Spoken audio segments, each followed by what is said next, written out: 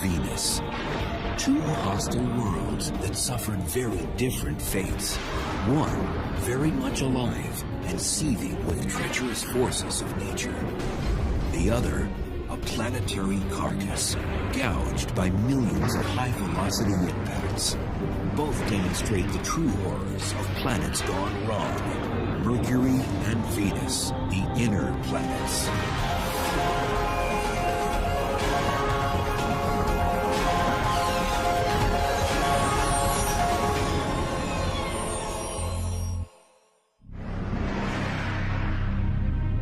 Along with Earth and Mars, Mercury and Venus make up our inner solar system.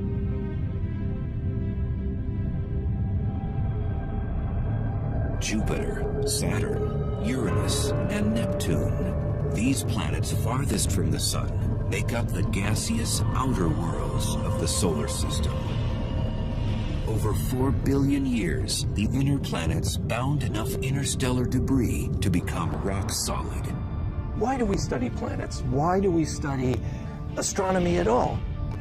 We someday need to go beyond the planet Earth if we expect to survive as a species for a very long time. And we need to know what's out there and what the nature of the universe is. We're studying worlds where things are exotic, but the basic processes of physics and chemistry at work are really the same that we see here on Earth. Millions of miles separate us from our rocky cousins. But a tour around Venus and Mercury reveals a common DNA. We can go to Mercury and Venus and really look at these as places, as worlds with their own histories, and then contextualize our own planet's history. Venus is the 6th largest planet in the solar system. At its closest, it is 26 million miles away from Earth. A year on Venus lasts 225 Earth days. And if you weighed 150 pounds on Earth, you'd weigh 136 on Venus.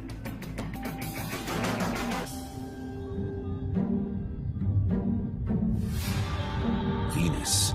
When the ancient Romans looked up, they were captivated by its commanding presence.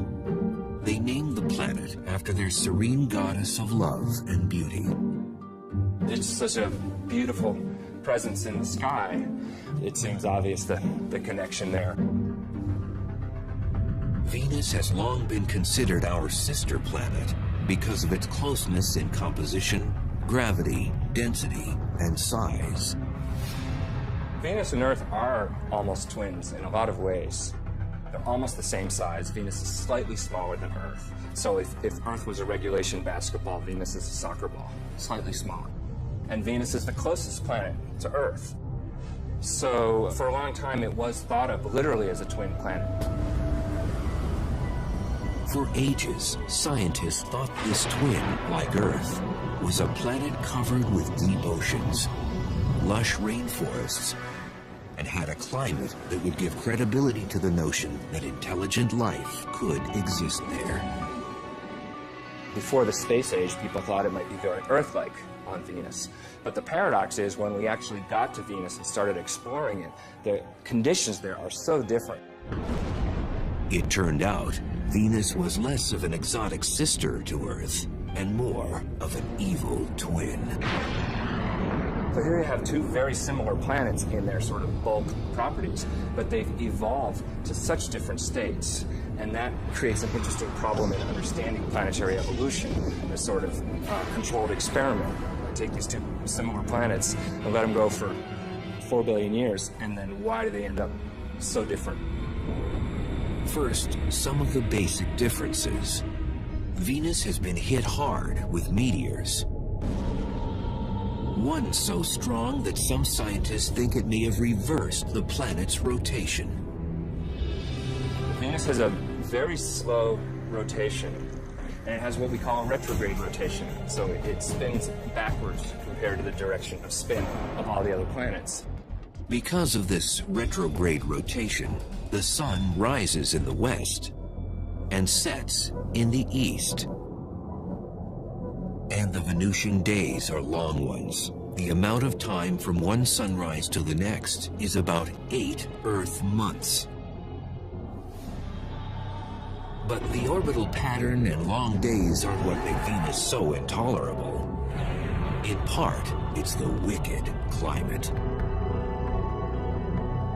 With a surface temperature of 900 degrees Fahrenheit, Venus is the hottest planet in the solar system. Travelers there would have their trip cut short in no time. It would take a matter of seconds, maybe 1 second before they were gone, roasted to death. If you're an astronaut sitting on Venus without a spacesuit, then your skin's gonna crisp up. You're gonna cook just like a turkey in an oven, except much faster even. The unforgiving heat wave is created by a process called the greenhouse effect, the identical process that keeps Earth's climate in check and teeming with life. But a closer look at Venus tells us how this common trait can be a cycle of life and a cycle of death.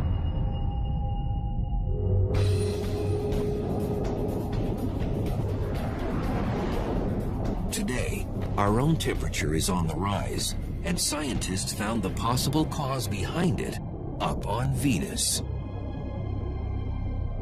Global warming is a result of greenhouse gases that are growing and growing and growing, and therefore we're getting hotter and hotter. When we looked at Venus, we said, aha, here it is actually happening. In the 1990s, after the Magellan spacecraft was launched, planetary watchdogs began turning to Venus to surmise just how bad it could get here on Earth. Space exploration has told us a lot about the Earth and the environment it's in. And in fact, the greenhouse effect that everybody's talking about now with global warming was actually discovered on Venus.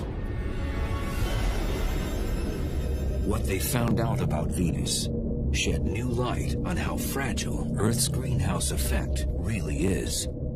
And Venus didn't always used to be this hot. We think that early in its history, it was more Earth-like on the surface, and it lost its oceans due to what we call a runaway greenhouse effect. So Venus is an example that certainly that global change can happen on a planet, and it's sort of a worst-case scenario. We don't have to turn Earth into Venus before we're in trouble. We just have to move a little bit in that direction. And we are moving in that direction. But the real value of studying Venus, it allows us to test our climate models. Through computerized general circulation models, or GCMs, scientists were able to calculate temperature increases on Earth based on the amount of greenhouse gases on Venus. So just how does Venus's greenhouse effect work and make the planet so hot? This is Biosphere 2. Located along the foothills of Arizona's Santa Catalina Mountains, it was built by a group of researchers to explore the idea of colonizing other planets. It is the largest greenhouse on Earth. Biosphere is a perfect example of a greenhouse because it's a big building with glass panes that let the sun in, and the air is really hot in here. The solar rays that penetrate the glass panes cause the temperature inside to rise. The air heats up, but then the air cannot escape, cannot move vertically into the atmosphere because of the walls. The windows trap the heat, warm the building, and provide the plants and trees with a livable climate. On Venus, greenhouse gases don't exactly trap the sun's heat, but they greatly slow the rate at which it can escape. The greenhouse effect on any planet is a situation where the surface temperature becomes hotter because of gases in the atmosphere that trap the heat while letting in the sunlight. These same greenhouse gases that would prove to be fatal to us on Venus are essential to life on Earth. Without the greenhouse effect, the average temperature would be far below freezing, the oceans would be totally or almost totally frozen, and it's not even clear if life would exist on the Earth.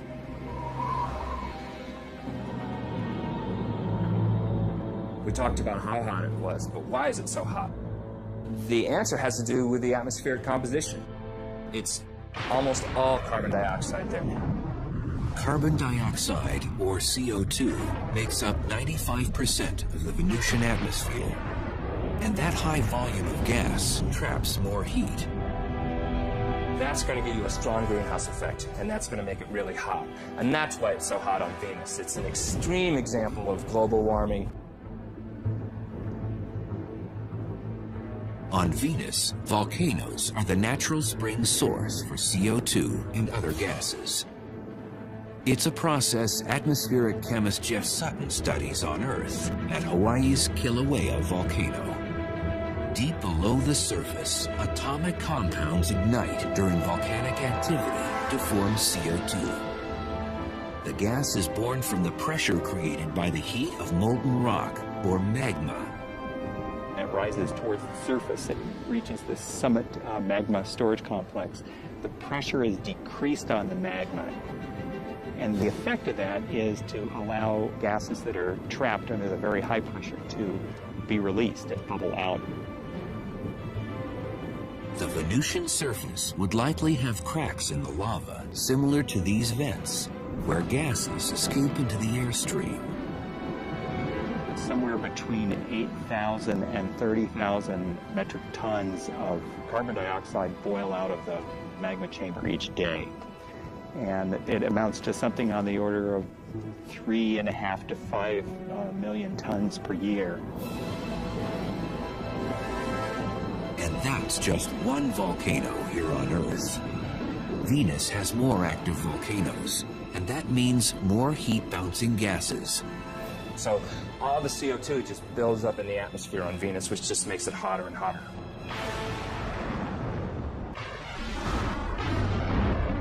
The 900-degree heat isn't the only trait that makes Earth's twin seem a menace. 30 miles above the scorching ground of Venus, there's havoc occurring on the planet that makes 900 degrees Fahrenheit feel like a cold front. Electrical mayhem, where split-second jolts can reach 50,000 degrees. Each spark of light contains 100 million volts of electricity. Lightning occurs on both Earth and Venus when electrical charges store up enough energy until they release a spark.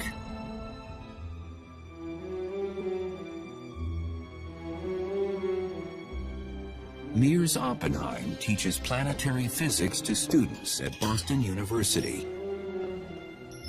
And researchers like him get in on the action at Boston's Museum of Science. In their caged lighting exhibit, 30-foot-high domes motor up to simulate how lightning is generated on Venus. And then, it's showtime.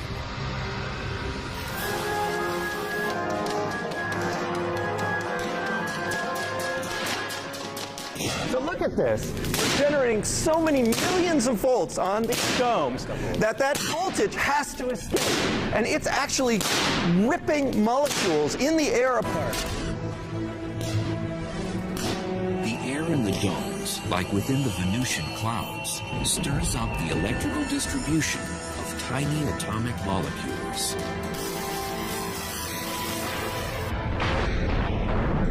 So the ripped molecules make that light as they reassemble themselves, and that's what a lightning bolt is. Cosmic particles from exploding stars way out in the galaxy trigger lightning.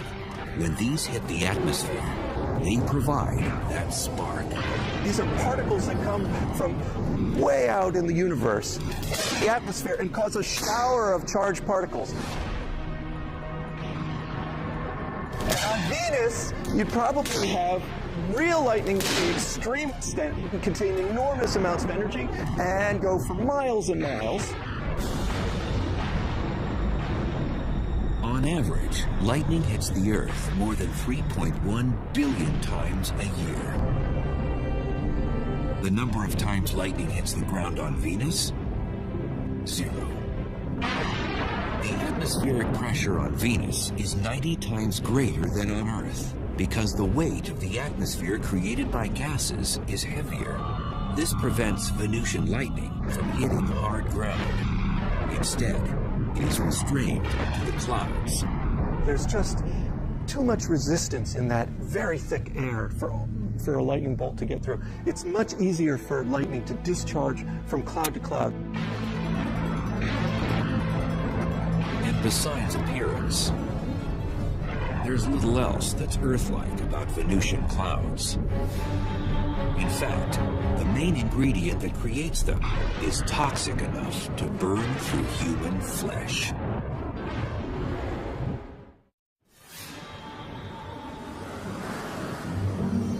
From Earth, you might be able to see Venus twinkle in the morning and evening skies like a star. Definitely not a wallflower. It's so bright in our sky, not just because it's the closest planet to us, but because it's the most reflective planet.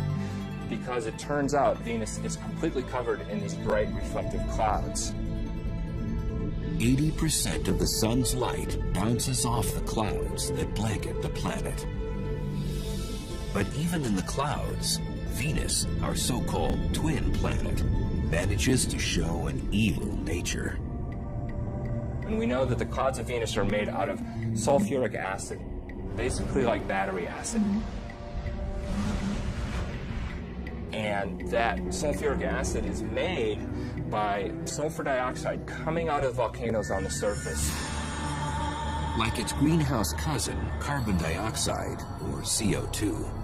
Gas pressure pushes sulfur dioxide to the surface through volcanic vents. It's the same gas chemist Jeff Sutton monitors carefully at Hawaii's Kilauea volcano. The gases, the sulfur dioxide in particular, is a noxious, toxic gas. And we wear gas masks to protect our lungs and our airway because sulfur dioxide combines with moisture in your nose and throat and forms sulfuric acid. Sulfuric acid is nasty stuff. You don't want to splash battery acid on you. You know, you're careful not to do that. It's basically the same stuff. So it would not be good to suddenly stick your hand into the Venus clouds. So if a traveler to Venus could survive the acidic clouds, the lightning bolts, the toxic air, and the heat, just how would the Venusian surface look?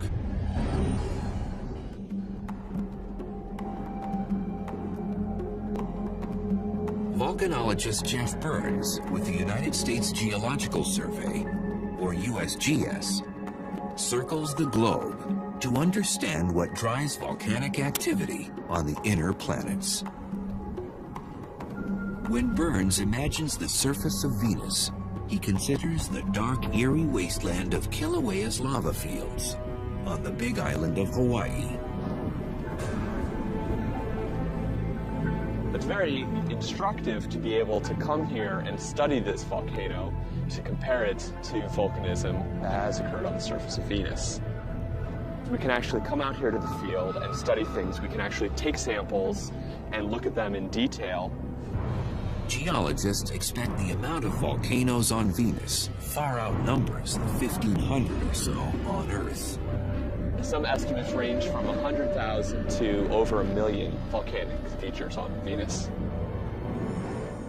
With that many volcanoes, lava rock makes up 70% of the Venusian surface, just like it makes up much of Kilauea's terrain. The ground becomes solid when the lava cools into hard rock. Having a rock on Earth is our best analog for trying to understand rocks on the other planets. Basaltic rocks are the most similar to the Venusian plains. Basalt is the most common type of lava rock found on Venus and throughout the inner solar system. The minerals freeze into glass and small crystals, a total transformation from what lava looks like when it streams out of the volcano. When lava is actively flowing across the surface, it's incandescent and typically looks red. Now, quickly it'll form a silvery sheen over the top of it, and then over a period of a few weeks will turn black, such as the lava we see around me here. At 5 miles high, Mont Mons is the largest volcano on Venus. And it's left some tremendous lava channels in its wake, just like Kilauea did. Now, as you can see, the structure, we have levees here on the sides, and then internal structures as well. This is similar, perhaps, to how large channels called canali formed on the surface of Venus. However, they formed at a much larger scale. Large enough to create seemingly endless miles of canali across the Venusian landscape. Consistent in both width and depth, the canali are much longer on Venus than on Hawaii because of environmental conditions on the planet.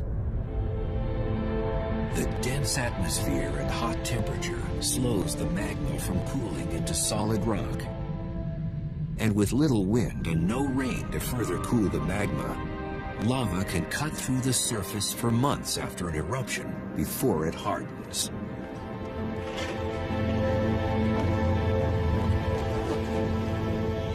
On Venus, if you did see layering, you would expect to see layer after layer of volcanic rock that would all be relatively black and basaltic in composition. You would probably see little bits of color due to potentially oxidized iron, which would look red.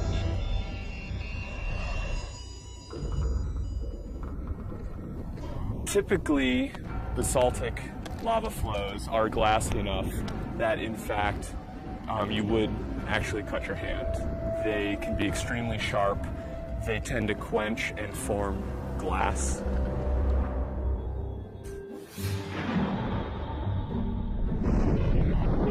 And then there are the skies.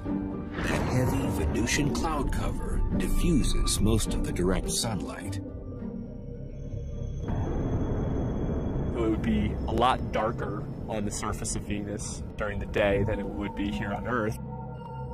Also, because the light is scattered very efficiently, you tend to lose shadows.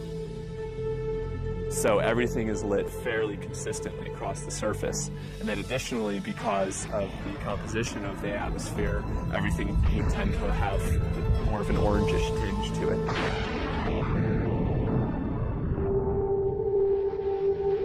Besides canyons, jagged mountain ranges scrape the Venusian skies. The planet's highest peak is on Maxwell Mons. Maxwell is about 35,000 feet high, which puts it at a healthy distance above Mount Everest or any mountain on Earth. Everest is something like 28,000 feet high. So it's definitely larger than anything on Earth.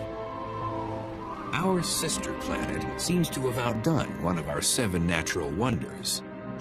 But how would the Venusian terrain measure up against another geologic feature, our canyons? The Grand Canyon, a great chasm eroded over 250 million years by the Colorado River. When the Colorado Plateau was uplifted millions of years ago, it gave the water more energy to cut back through the canyon and wear away the rocks. The vast canyons on Venus may have also been formed by erosion, but not by a river. Volcanic systems can erode canyons by having fluid flow if it's very fluid, not very viscous. Materials can erode similar to water. And the Grand Canyon is only part of the Colorado River system, but even looking at the Colorado River system as a whole is not nearly as long as the longest channels on Venus. Had the ancient Romans known about the volcanoes, acidic clouds, lightning bolts, toxic air, and that scorching heat, perhaps they may have named our evil twin planet after something other than their goddess of beauty and love. There's irony there because, of course, the Greeks and Romans didn't know anything about the conditions on Venus, and here we are a couple thousand years later, and we're actually exploring this place, and, well, it's not quite so nice according to our taste. But how do the dangers found on our sister planet compare to the cosmic violence on Mercury?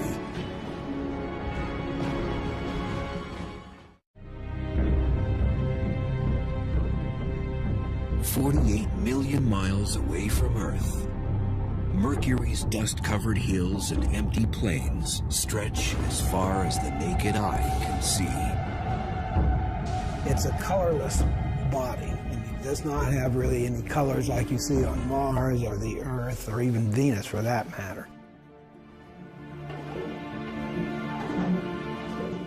Dr. Robert Strong, with the University of Arizona's Lunar and Planetary Lab, has been a chief authority on planetary geology for more than 35 years.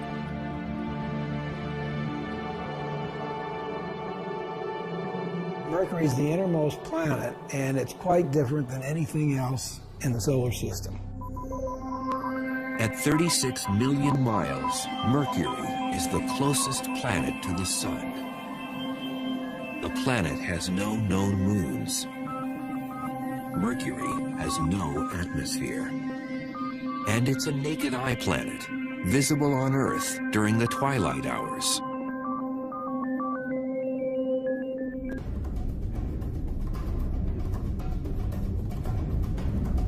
With a diameter 60% smaller than Earth, Mercury is the solar system's scrawniest planet.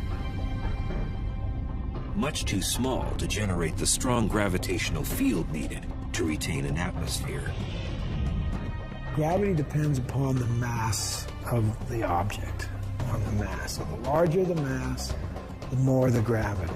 So on Mercury, the gravity is less on there. Since the planet's gravity is so weak, if you weighed 150 pounds on Earth, you'd only weigh 57 pounds on Mercury.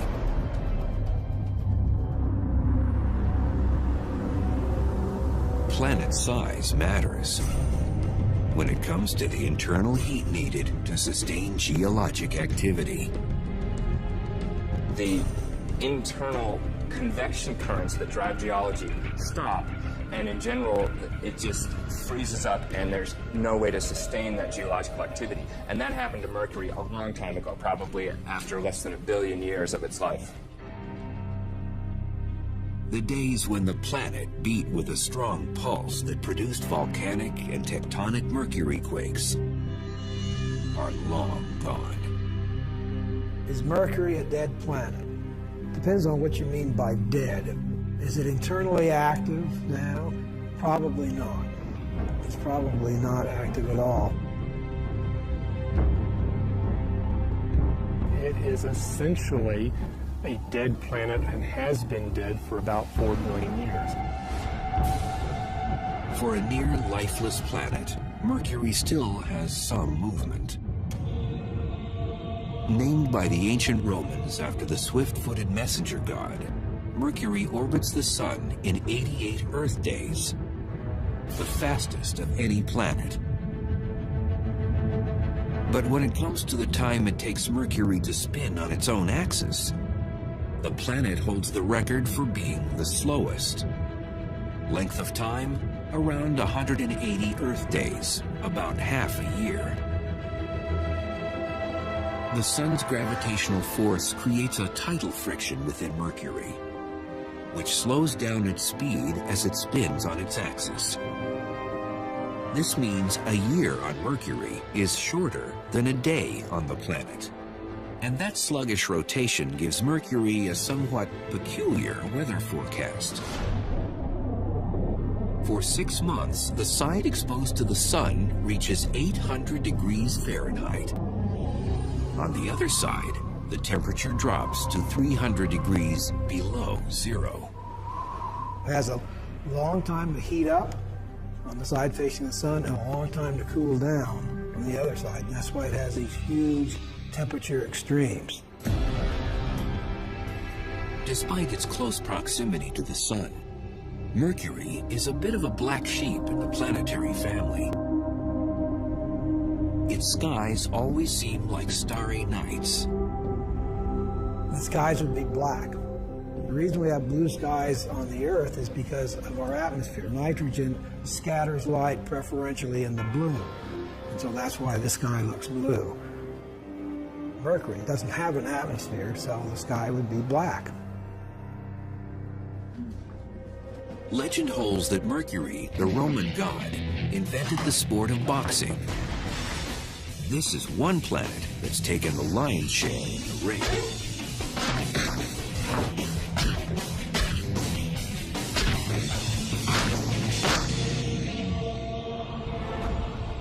Mercury has had millions of meteors and asteroids explode on its surface because it doesn't have an atmosphere to protect it.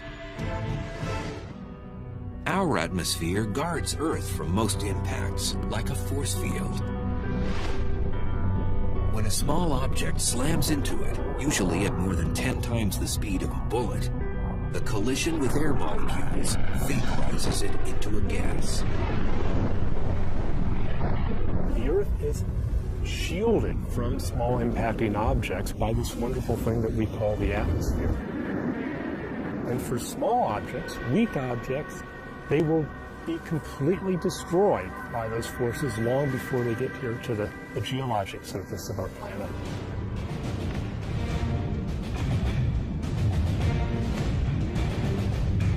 On Mercury, without that atmosphere, the asteroids and meteors smack down at full throttle. This makes Mercury the most heavily cratered planet in the solar system. You cannot take a step on Mercury without encountering an impact crater. Back in 1974, the Mariner 10 space probe mapped half the planet's surface, including the largest crater ever surveyed in the solar system. The most prominent feature is a feature called the Caloris Basin, which is a very large impact crater that is about maybe 900 miles in diameter. 900 miles in diameter. That's a couple hundred miles broader than the entire state of Texas. Researchers speculate the iron meteorite that made that impact stretched for more than 60 miles before it crashed into the surface. Moments after impact, seismic waves converged at the antipodal point, the spot on the exact opposite side of the planet. The seismic waves, the shock waves from this thing traveled, and they've concentrated simultaneously around the other side of the planet and literally shook apart the surface. The seismic turbulence jumbled up the crust and twisted the terrain into unusual rock formations. There's all this weird terrain. In fact, the technical term is weird terrain. Because you look at it and it's just weird. It's this jumbled up and hilly and doesn't make any sense according to most geological activities. It's just very rough and looks as though somebody kind of scooped up the surface and just kind of dropped it down. Pre-existing craters suddenly became crude hills, some 6 miles wide and a mile high. In fact, the amount of surface elevation could have been on the order of a kilometer or two in just a few seconds. It would have been horrendous. Scientists have no way of knowing exactly when the Caloris impact happened, but they can surmise one thing. If an asteroid the same size crashed into the Earth, the impact would be catastrophic and wipe out human civilization.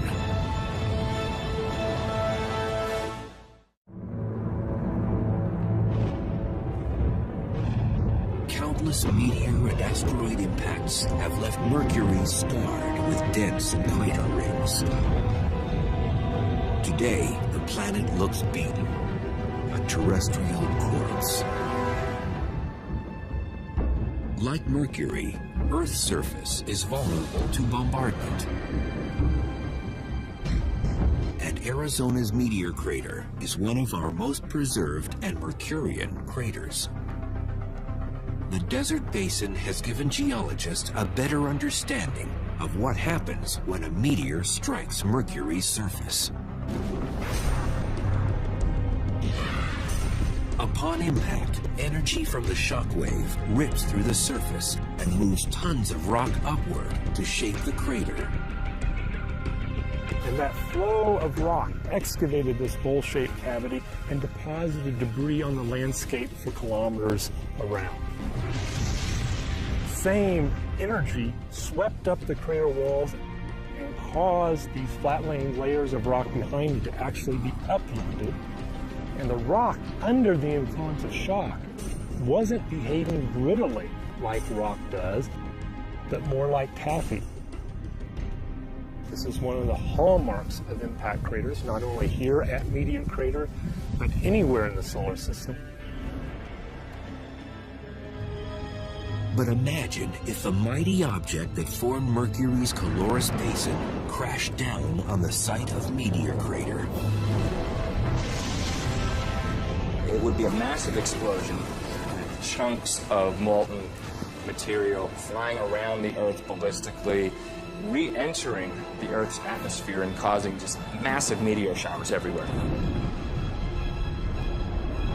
For nearly 7,500 miles, the shock wave would rip up the soil and stir up tsunamis with 2,000-foot waves. Massive tsunamis propagate around the Earth and inundate much of the world's coastlines.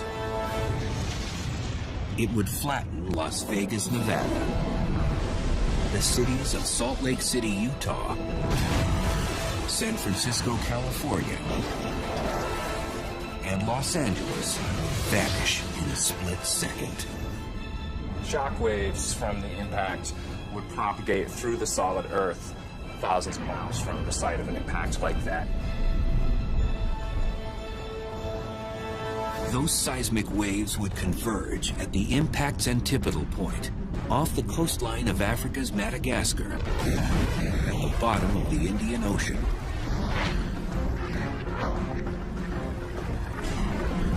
Suddenly, a mountain range would explode through the ocean floor and crash up to form that weird Mercurian terrain. Like an unbelievable earthquake, probably everywhere on Earth for an object that large. Meteor Crater would be a nick in the surface compared to the Mercurian gash left behind from a Calorus-type impact. The gouge would consume a quarter of the continental United States. An object that size would eliminate a large portion of the west coast of the U.S. if it fell, say, on Arizona. It would literally change the coastline in an instant.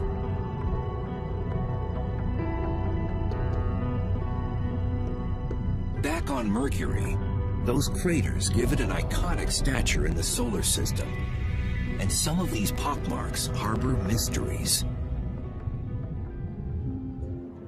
When the radar at Puerto Rico's Arecibo Observatory honed in on Mercury's poles, it picked up something that left researchers befuddled. Ice, of all things. One of the hottest bodies in the solar system, and it has ice in the poles. And the reason it has ice there is because Mercury is a heavily cratered surface. And so craters in the polar regions, the inside of them, are constantly in shadow. That's because Mercury is vertical relative to the plane of its orbit.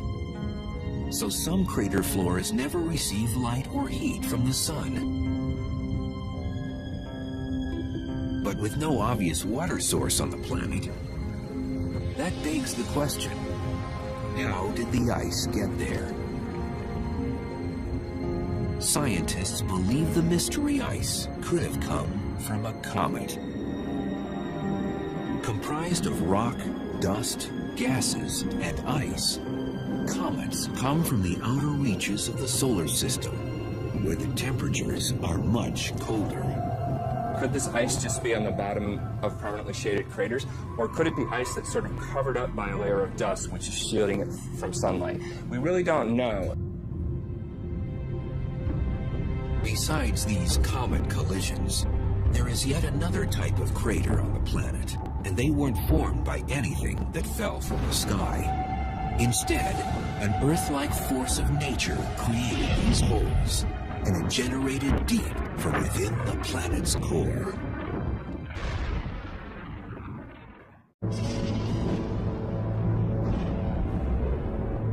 Mercury. A closer look at its terrain by scientists reveals that some of its craters could have been formed from something other than asteroids, comets, and meteors. We do understand that the dominant geologic process that affected Mercury, at least Mercury's surface, is impact cratering. The second most important geologic process to affect Mercury is volcanism.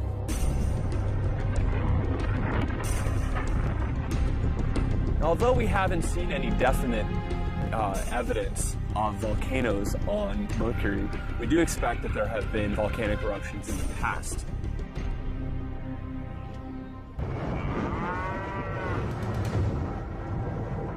This remote cow pasture, a 3 hours drive north of Phoenix, might contain a telling link to Mercury's volcanic history. The cratered hills are extinct cinder cone volcanoes, and geologists suspect similar ones can be found on Mercury. This is a cinder cone. You can see behind me there's a large crater in the center, which is typical of cinder cones. These volcanoes do have their differences with Mercury's cinder cones. Because Mercury has less gravity, we would expect the cinder cones that form to be much wider and much flatter. All volcanoes erupt when the pressure from the magma, or molten rock inside, is greater than the strength of the rock containing it. Pressure increases for two reasons: too much magma and too much gas. And when pressure increases in a volcano, it usually has one place to go. Lava comes up to the surface and erupts explosively. You have a vent area and you have what's called a fire fountain. If the pressure is great enough, its force can spew lava higher than 100 feet on Earth. But on Mercury, with such low gravity, the fountain could eject lava 30 stories high.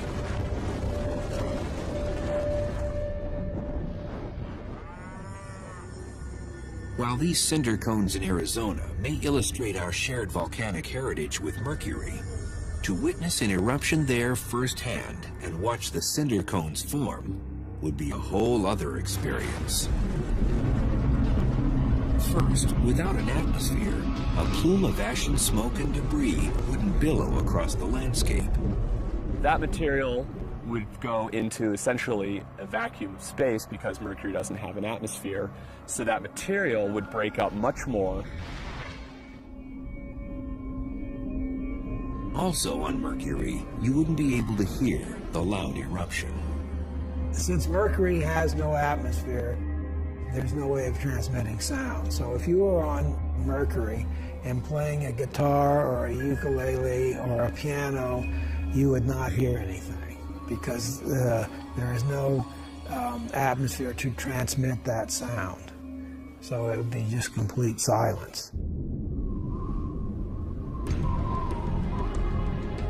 Back in 1974, Mariner 10 surveyed only 45% of Mercury's surface on a flyby mission. 30 years later, NASA launched the Messenger spacecraft. The satellite will map the entire planet and transmit data to eager scientists with a deluge of unanswered questions. I want to see the other side. I don't know what's over there, and that's been bugging me for 35 years. Is it like the side we saw, or is there something very unusual and different? But even with resources being earmarked for future exploration of this rumpled dwarf in the solar system, exactly how different or similar we really are may be left up in the air.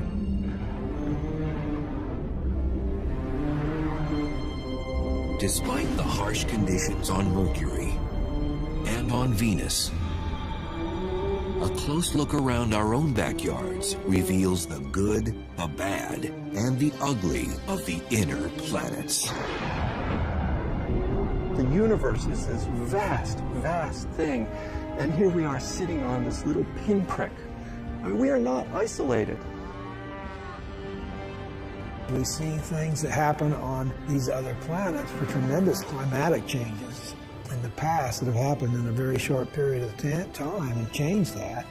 And that can happen on the Earth. Ultimately, it enriches our knowledge of who we are and how unique and how rare an environment like ours and even creatures like us might be in the universe. And that evolution, that exploration, that turning the corner, that discovery of new ideas is what we're all about. There's a bright future.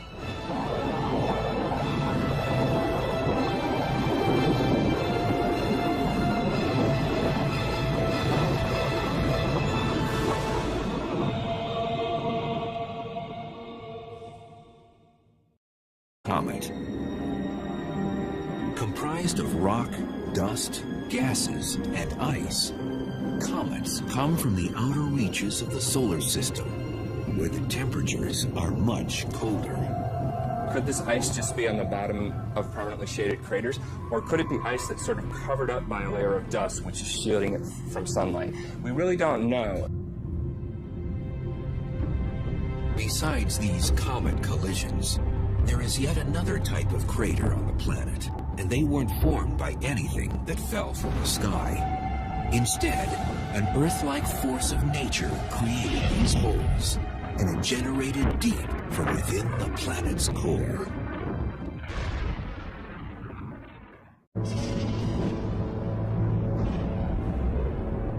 Mercury. A closer look at its terrain by scientists reveals that some of its craters could have been formed from something other than asteroids, comets, and meteors.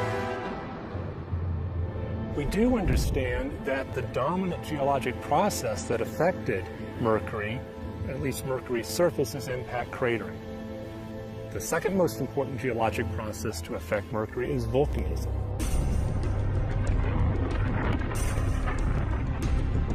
Although we haven't seen any definite evidence, All impacting objects by this wonderful thing that we call the atmosphere. And for small objects, weak objects, they will be completely destroyed by those forces long before they get here to the geologic surface of our planet.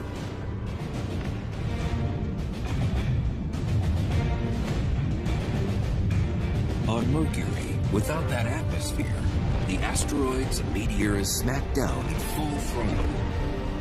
This makes Mercury the most heavily cratered planet in the solar system. You cannot take a step on Mercury without encountering an impact crater.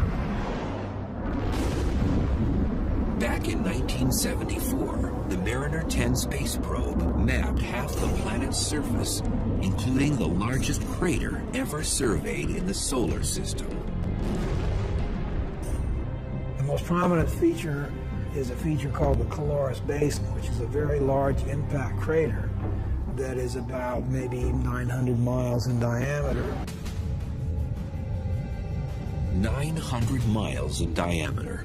That's a couple hundred miles broader than the entire state of Texas.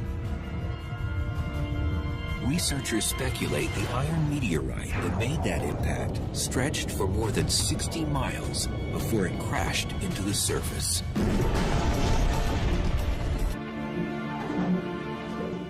Dr. Robert Strong, with the University of Arizona's Lunar and Planetary Lab, has been a chief authority on planetary geology for more than 35 years.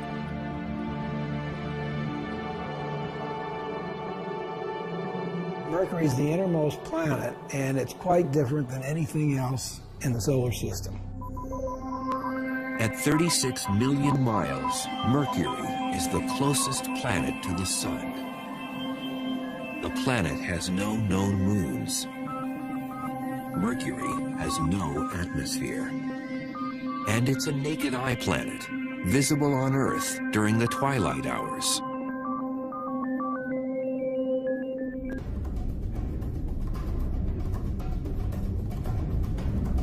With a diameter 60% smaller than Earth, Mercury is the solar system's scrawniest planet. Much too small to generate the strong gravitational field needed to retain an atmosphere. Gravity depends upon the mass of the object, on the mass. So the larger the mass, the more the gravity. So on Mercury, the gravity is less on there. Since the planet's gravity is so weak, if you weighed 150 pounds on Earth, wave rips through the surface and moves tons of rock upward to shape the crater. And that flow of rock excavated this bowl-shaped cavity and deposited debris on the landscape for kilometers around. Same energy swept up the crater walls and caused these flat-laying layers of rock behind it to actually be uplifted. And the rock, under the influence of shock, wasn't behaving grittily like rock does, but more like taffy. This is one of the hallmarks of impact craters, not only here at Meteor Crater, but anywhere in the solar system. But imagine if the mighty object that formed Mercury's Calorus Basin crashed down on the site of Meteor Crater. It would be a massive explosion. Chunks of molten material flying around the Earth ballistically, re-entering the Earth's atmosphere and causing just massive meteor showers everywhere. For nearly 7,500 miles, the shockwave would rip up the soil and stir up tsunamis with 2,000-foot waves. Massive tsunamis propagate around the Earth and inundate much of the world around the other side of the planet and literally shook apart the surface. The seismic turbulence jumbled up the crust and twisted the terrain into unusual rock formations. There's all this weird terrain. In fact, the technical term is weird terrain. Because you look at it and it's just weird. It's jumbled up and hilly and doesn't make any sense according to most geological activities. It's just very rough and looks as though somebody kind of scooped up the surface and just kind of dropped it down. Pre-existing craters suddenly became crude hills, some 6 miles wide and a mile high. In fact, the amount of surface elevation could have been on the order of a kilometer or two in just a few seconds. It would have been horrendous. Scientists have no way of knowing exactly when the Calorus impact happened, but they can surmise one thing. If an asteroid the same size crashed into the Earth, the impact would be catastrophic and wipe out human civilization.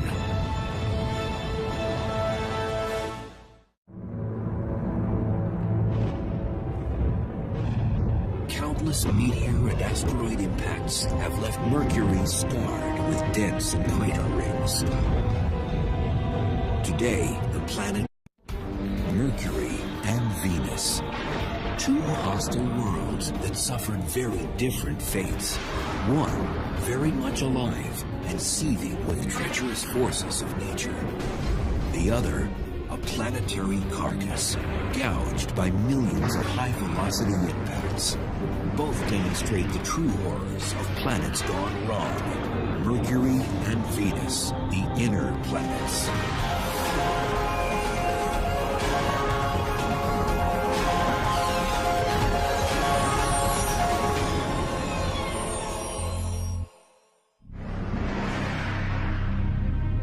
Along with Earth and Mars, Mercury and Venus make up our inner solar system.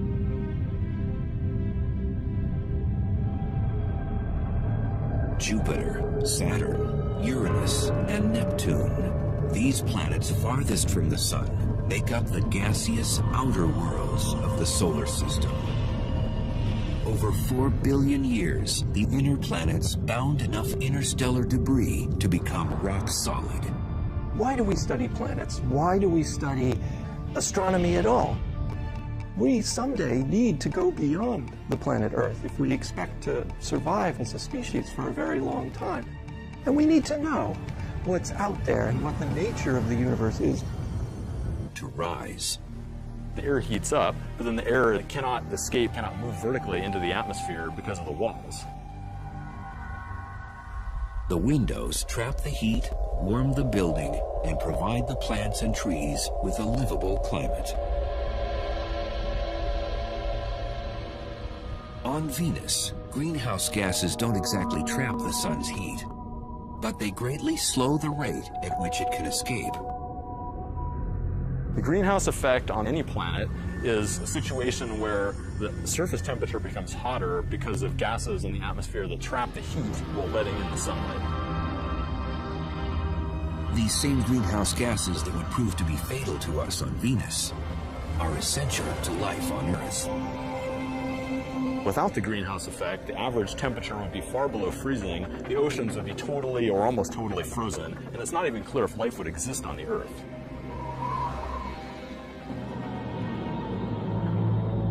We talked about how hot it was, but why is it so hot? The answer has to do with the atmospheric composition. It's almost all carbon dioxide there. Carbon dioxide, or CO2, makes up 95% of the Venusian atmosphere. And that high volume of gas traps more heat. That's going to give you a strong greenhouse effect, and that's going to make it really hot.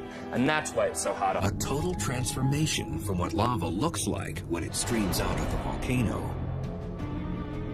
When lava is actively flowing across the surface, it's incandescent and typically looks red.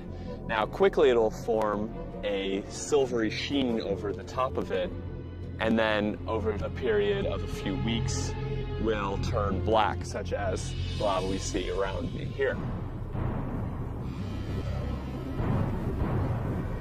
At 5 miles high, Mont Mons is the largest volcano on Venus.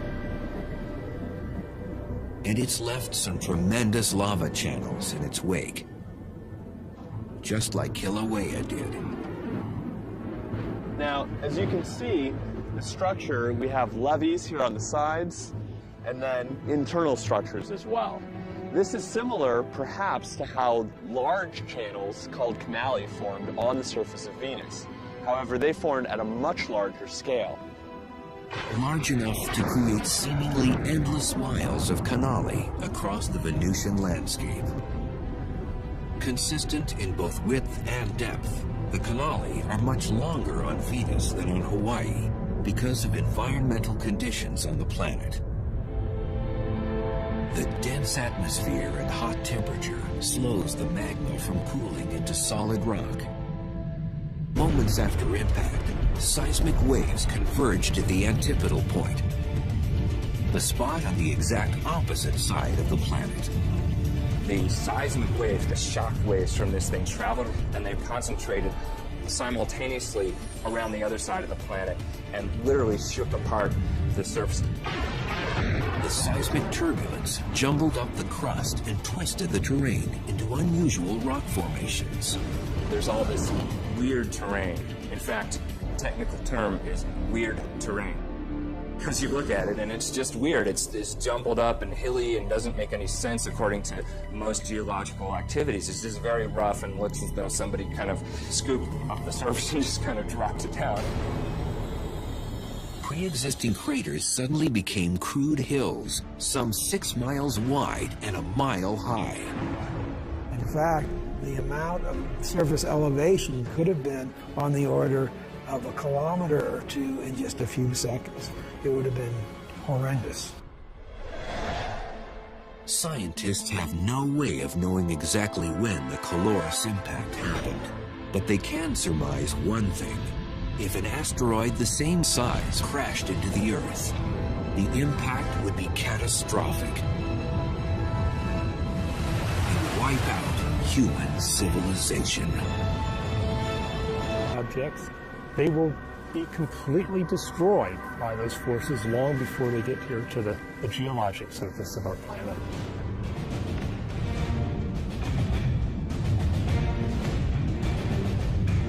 On Mercury, without that atmosphere, the asteroids and meteors smack down at full throttle. This makes Mercury the most heavily cratered planet in the solar system. You cannot take a step on Mercury without encountering an impact crater.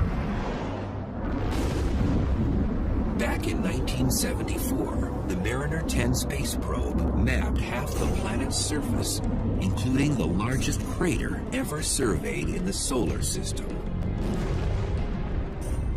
The most prominent feature is a feature called the Caloris Basin, which is a very large impact crater that is about maybe 900 miles in diameter. 900 miles in diameter. That's a couple hundred miles broader than the entire state of Texas. Researchers speculate the iron meteorite that made that impact stretched for more than 60 miles before it crashed into the surface. Moments after impact, seismic waves converged at the antipodal point. If an asteroid the same size crashed into the Earth, the impact would be catastrophic and wipe out human civilization.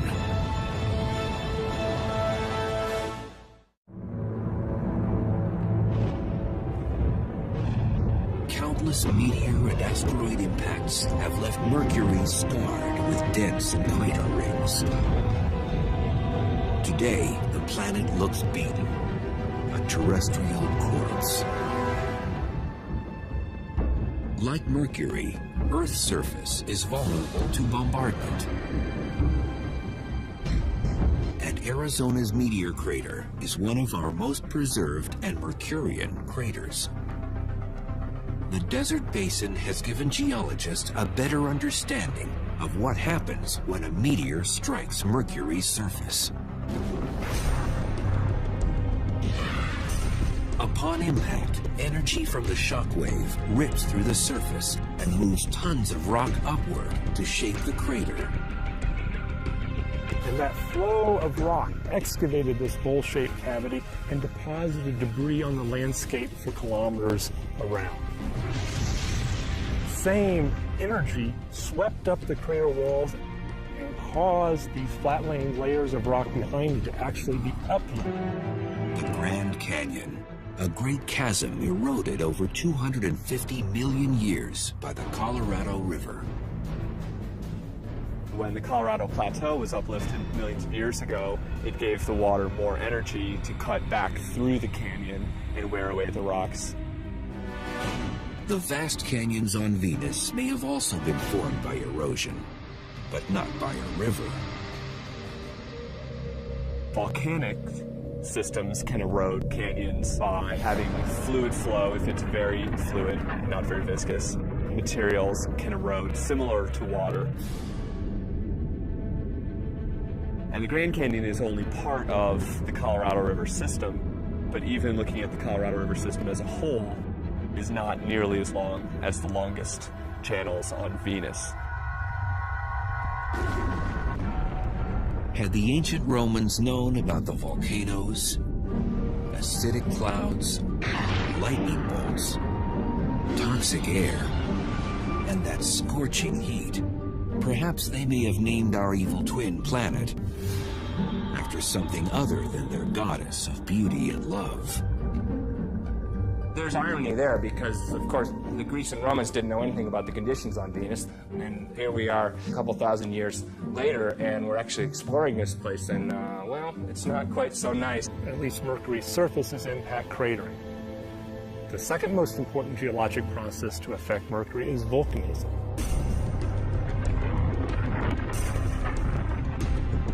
Although we haven't seen any definite evidence of volcanoes on Mercury, we do expect that there have been volcanic eruptions in the past.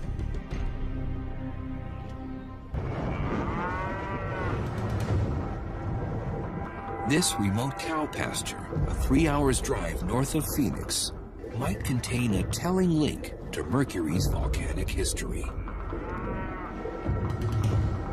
The cratered hills are extinct cinder cone volcanoes, and geologists suspect similar ones can be found on Mercury. This is a cinder cone. You can see behind me there's a large crater in the center, which is typical of cinder cones. These volcanoes do have their differences with Mercury's cinder cones. Because Mercury has less gravity, we would expect the cinder cones that form to be much wider and much flatter.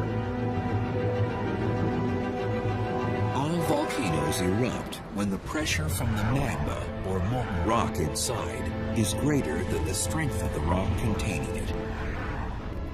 Pressure increases for two reasons. Too much